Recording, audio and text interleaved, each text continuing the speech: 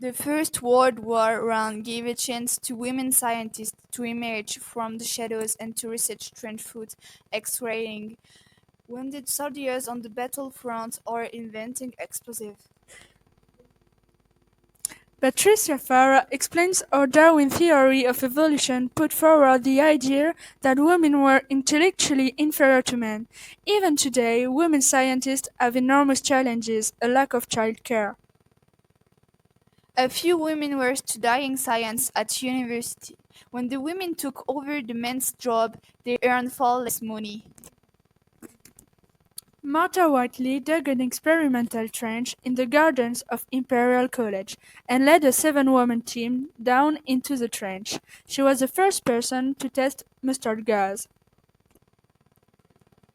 Before the World War One, women were known to be inferior to men. Indeed, they were supposed to bring up children, to do cooking and washing up. To prove it, a lot of doctors made research like the brain size and hormones.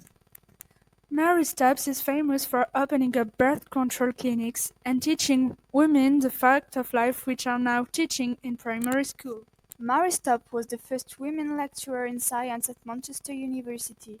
She did a lot of research into coal during the war. Ray Costello was passionate about mathematics and became Cambridge student, which it was rare. She wasn't very good in math because she spent her time organizing a suffrage organization. Ray Costello's sister found that she was strange because she wasn't interested in clothes. She was clumsy. Ray opened a wedding school and built her own house. Elena Gleichen was a distant cousin to Queen Victoria. She learned to do radiography.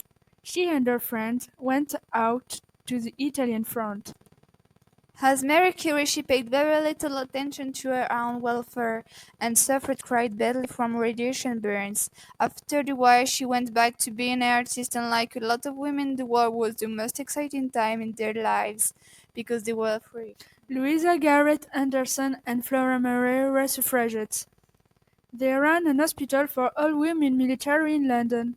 They also did research on war-based wounds and how to protect them. There is a saying by Dorothy Parker: "They lived in squares, painting in circles, and had sex in triangles." It was normal for women to share a house or plate, and nobody asked what was happening. When Mary Stubbs was having to tell men and women how to have sex, people just didn't think about women having sex together. So a lot of male gay couples were living together and people turned a blind eye.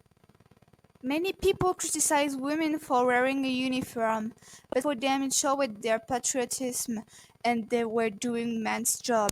They were also accused to be prostitutes.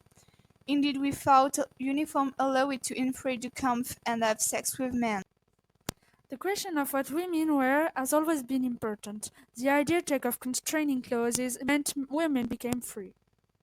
Different experimentations have been made since a lot of people have more confidence in men at job. Even women who prefer the male applicants, they have internalized this prejudice against them. Finally, progress has been made, but inequality between men and women remain. Indeed, in university, only men's pictures are shown and often it's male authors who predominate in student science reading lists. Moreover, there is always a childcare problem.